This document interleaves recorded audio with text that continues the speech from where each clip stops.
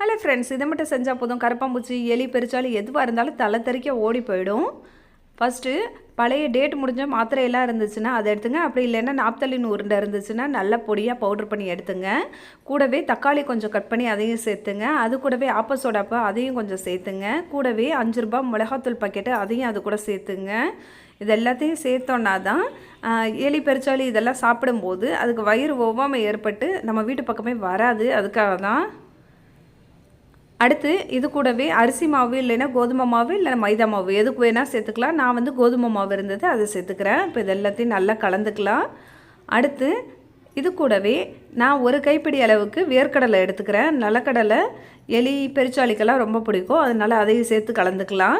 அப்போ தான் இதோட வாசத்துக்கு சீக்கிரம் வரும் எலி. இப்போ இது எல்லாத்தையும் சேர்த்தாச்சு. அடுத்து தண்ணிக்கு பதில் நான் வந்து கொஞ்சம் வினிகர் சேர்த்து நல்லா கலந்துக்கிறேன்.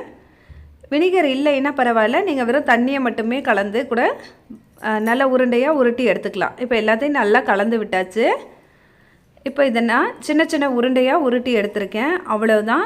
இதை வந்து எலி, பெருச்சாலி, கரப்பாம்பூச்சி எங்கெல்லாம் வருதோ அங்கெல்லாம் ஒரு உருண்டை எடுத்து சின்ன சின்னதாக உருட்டி வச்சுட்டிங்கன்னா போதும். வந்து சாப்பிட்டுட்டு தலை தெறிக்க ஓடி போயிடும். ஆனால் குழந்தைங்க இருக்கிற இடத்துல கொஞ்சம் பத்திரமா இதை பார்த்து வைங்க.